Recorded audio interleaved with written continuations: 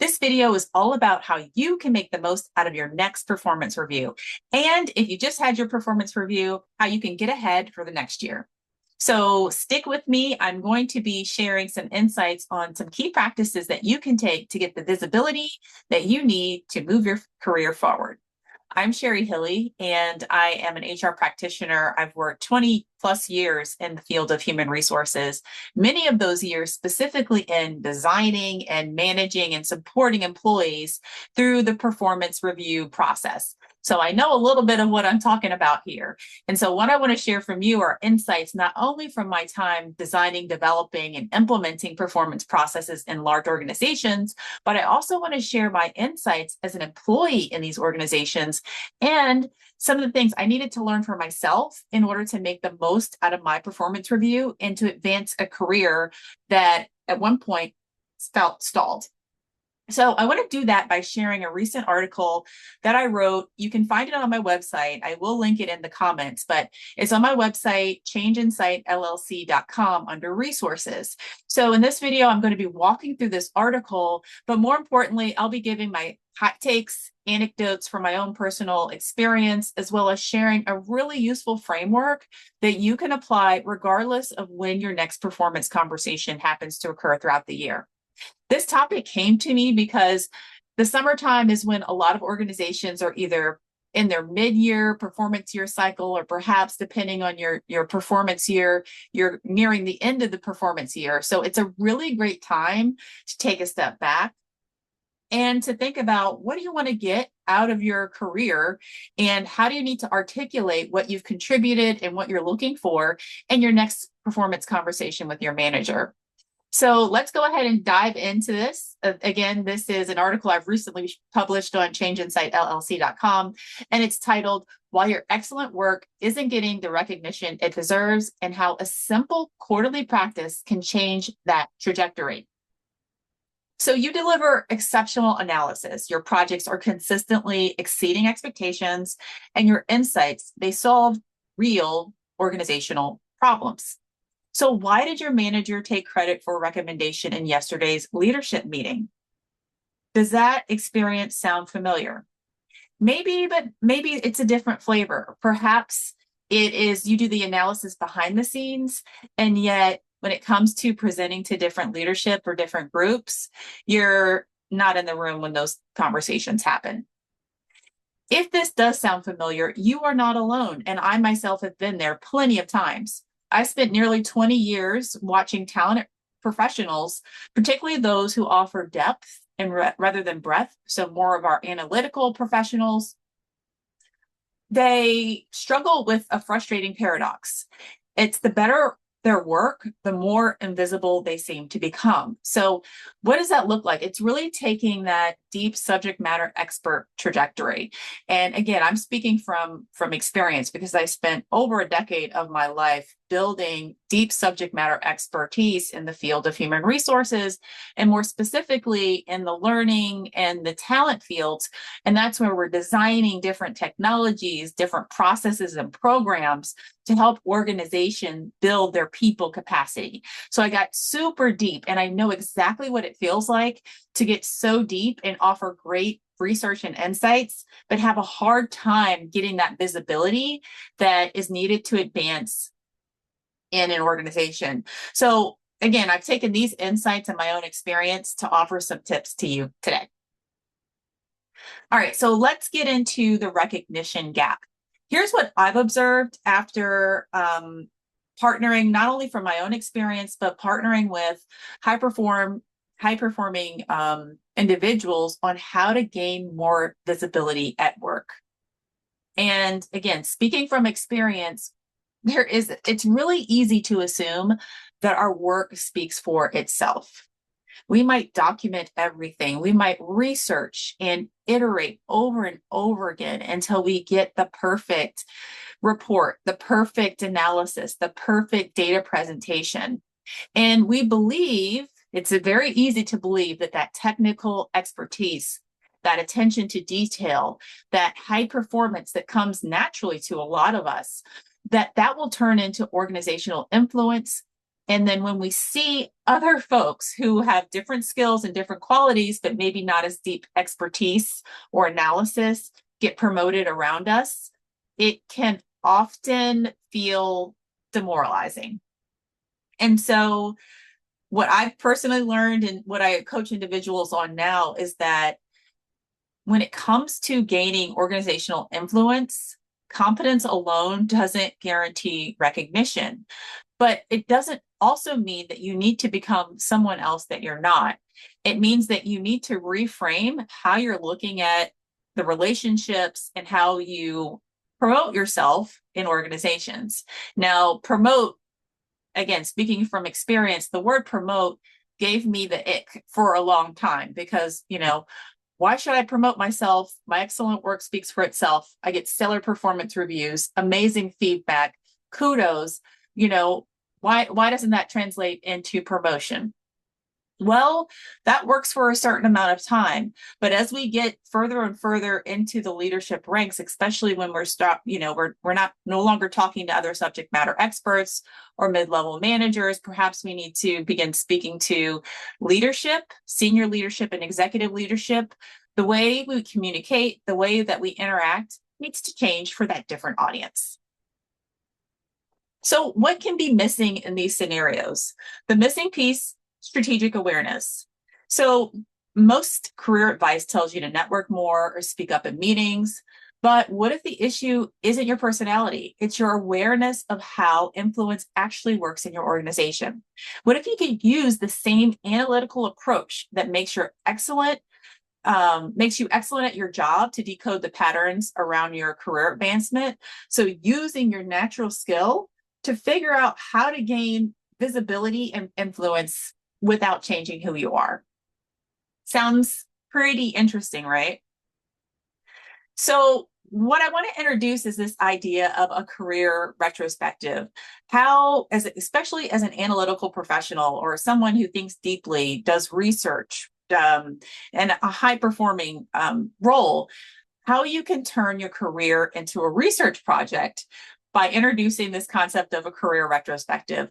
So I borrowed this concept from Agile, of course, and it's really observing what is occurring in your career and strategizing what needs to happen in order to get you different results. So let's dive into what the framework looks like. This is going to take a 4-part approach. And again, you can start this at any time throughout the year based on your performance cycle. I actually recommend that you don't wait for the start of or the end of your performance cycle to start this. You can start this right now and then figure out when you can have your next conversation with your leader in order to start implementing what you uncover. So step number 1 is gather your evidence. You want to treat your career like a research project.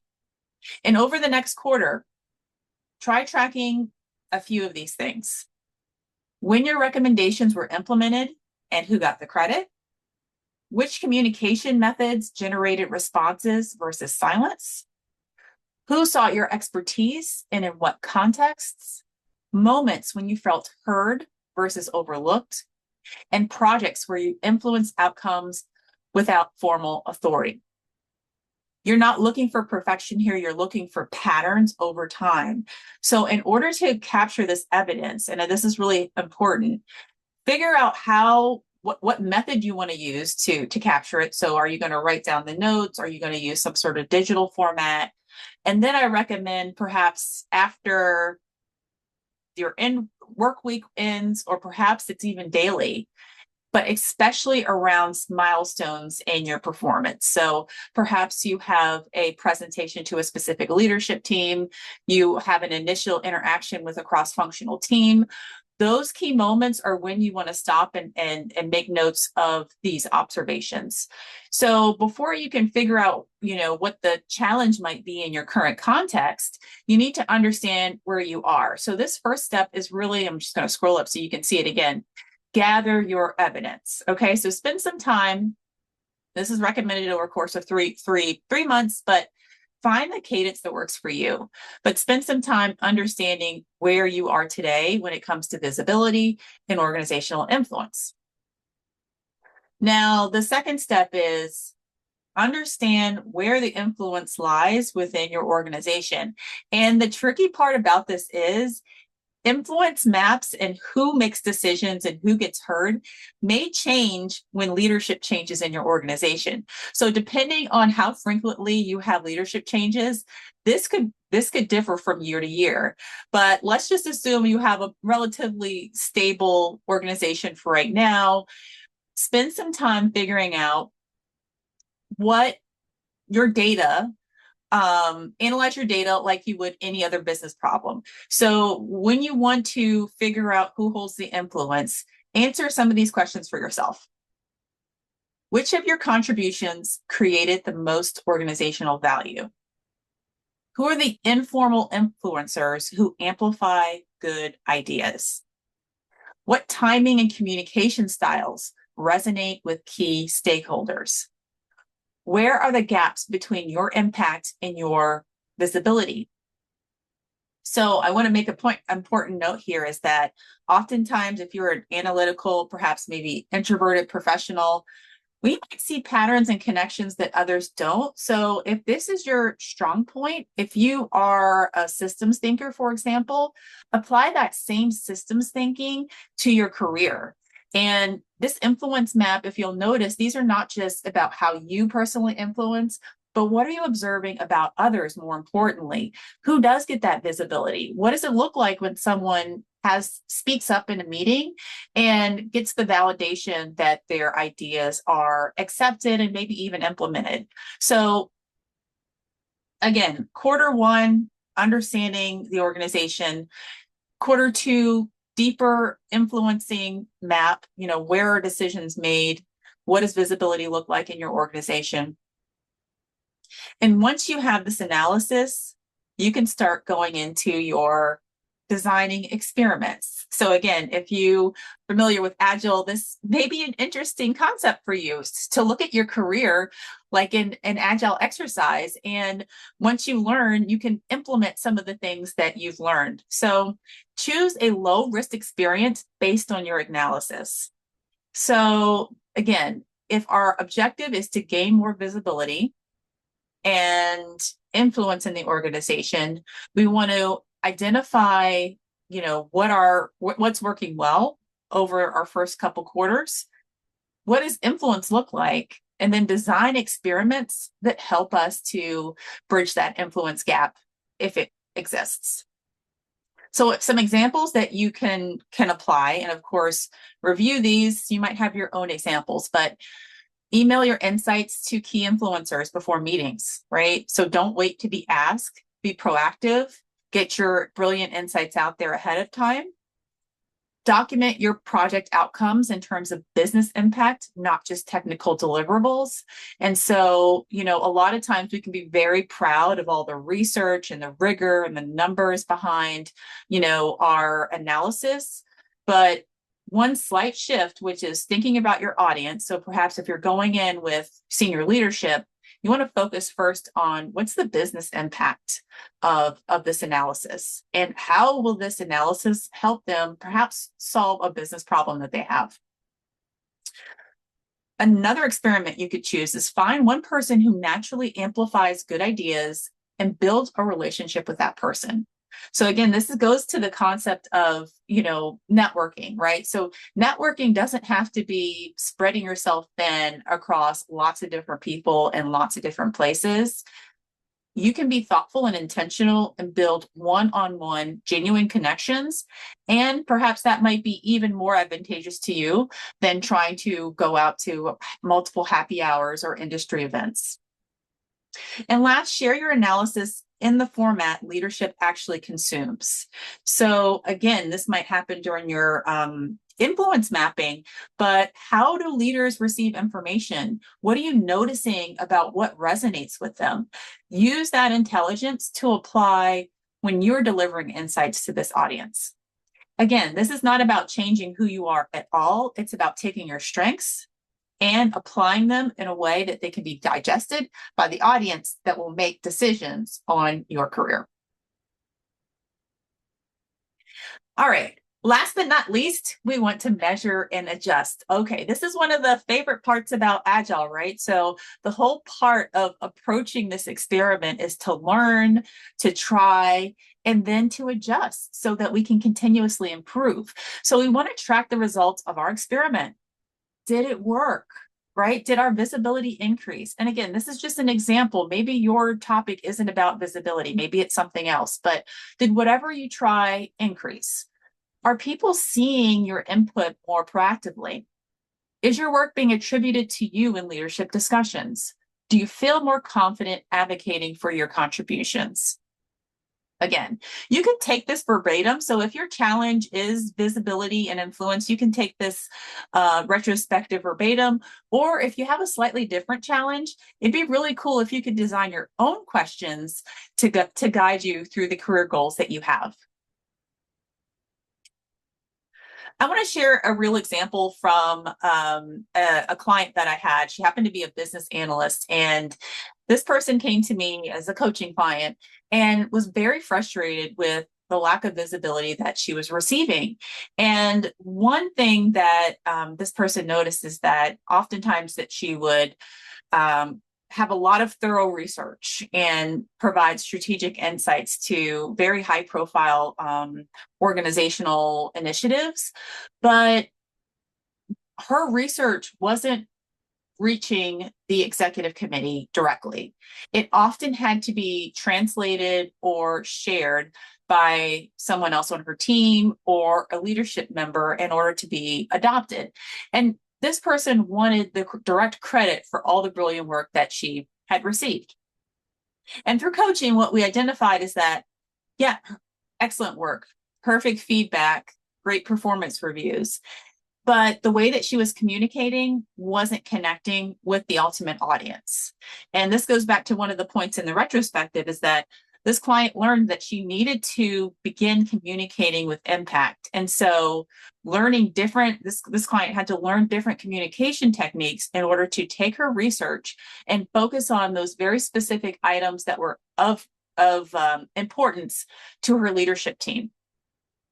As a result, after applying the different communication techniques, this client was able to see real change. And then for her, what that looked like was communicating her research reports directly to the leadership team, and more importantly, having a few of those taken up by the final executive committee. And she was able to do that within 6 months. So I want to share that important testimony because this is not something that needs to take years and years and years. Oftentimes, there are very subtle shifts that we can start to make in order to have real results in our career growth and development. So, why does this process work for thoughtful professionals? Well, this approach honors how you naturally process information. So again, I was speaking as myself, a thoughtful professional, myself as someone who spent many years as a subject matter expert. And, we naturally process, especially if you're a systems thinker, we process the ideas, evidence, analysis in a systematic way. And this isn't about trying to become someone else that you're not. So I've heard advice out there from just get out there, get out of your comfort zone. Perhaps you need to put on somebody else's persona so that you can feel good about yourself. And honestly, this is really a balance. It's about understanding that you have tremendous strengths when it comes to your analytical capability. And there are modifications that need to happen in order to get the visibility and influence that you need. So how do you apply those strengths in a systematic and smart way in order to get what you want? What I love about the retrospective method is that it's evidence-based. By documenting some of these things, you can make it visible and you can see what your contributions are. You can see where they're missing the mark versus making the mark, right? Where they're getting heard and getting adopted versus where they fall through the cracks, right? By doing this and then applying small, low-risk experiments can really help you to quickly assess if what your hypothesis is going to work. And if not, then allows you to pivot to try something else. And again, this is a systematic way to apply influence. So what it means is you investigate, you research, you have have a hypothesis of what you think will work. You try it out in a low risk experiment, and then you make adjustments in order to get to where you want to go. So beyond the annual performance review, most organizations, they have very strict timelines around performance meetings, right? So maybe you'll have an end of year review that everyone needs to have. You might have a mid-year review that could potentially be optional, right? So you may or may not even have a quote unquote forced meeting with your leader in the middle of the year. What I want to encourage you is that, again, this method works regardless of when your annual performance reviews are. I actually encourage you, if you do have a genuine desire to have a change in how you're being perceived, how your influence and your visibility is happening at work, don't wait for your annual performance review. Do your retrospective starting today. Find time to check in with your leader to let them know, most importantly, and this is the part where I'll put an anecdote in, is that do they know what your career goals are? Do you have a very clear vision on what your career goals are? So maybe I'll share that in another session about clarity around career goals, but it helps to have that individual clarity. And then, of course, the communicating of what your goals are, what you're doing to move forward in that goal. And if you have a decent manager, I'll even say a decent manager that's open to meeting with you regularly, ask them for feedback. Let them know what you're trying, and ask them if they've recognized, some of your efforts, right? So that could be a great built-in ally to help give you more evidence or feedback on if your changes are working in the organization. All right, last but not least, the compound effect. Career advancement isn't usually about dramatic breakthroughs. Again, you can make change by having very small shifts in how you show up, communicate, interact at work. Compound effect is about the accumulation of these small changes that you can make and how you make on how you show up within your organization. By applying regular retrospectives, by applying a technique where you kind of look at what you're contributing, what you're doing, how is it being interpreted by the organization? Is that in line with how you'd like it to be interpreted? If not, what can you do? What small shifts can you make in order to get that visibility or get the reception that you're looking for? And so by applying these regular retrospectives, you're able to relatively quickly, go through cycles of finding out and testing out and adapt and changing that accumulates a lot of evidence for you and a lot of learning as well as experience and the behaviors that you're needing in order to get to meet your career goals. So we've reached the end of the article. Thank you so much if you're still hanging out. My name is Sherry Hilley, and I am the founder and principal consultant at Change Insight, where I help thoughtful professionals meet their career goals by setting very targeted goals and working with them one-on-one and meeting these goals. You can connect to me here, and I encourage you to check out my website, changeinsightllc.com, for lots of more tips and free resources on how you too can thrive in your career.